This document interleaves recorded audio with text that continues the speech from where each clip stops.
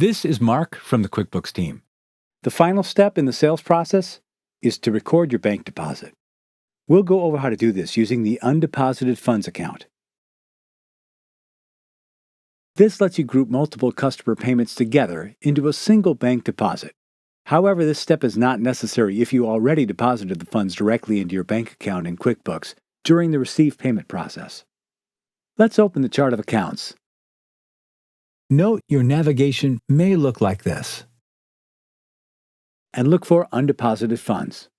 You're going to move this balance from undeposited funds into your bank account to match your actual bank deposit.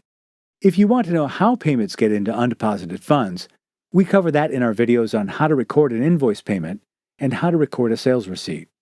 The balance in this account is $125. To record the deposit, select New and then Bank Deposit. Choose the bank account that you're depositing the money to. You can see your current balance with that bank account, and you can enter the date that the deposit took place.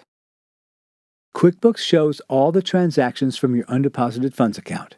You'll notice the total matches what you saw in the chart of accounts. Here we have check number 987, and then some cash in the amount of $75 given to us by a second customer.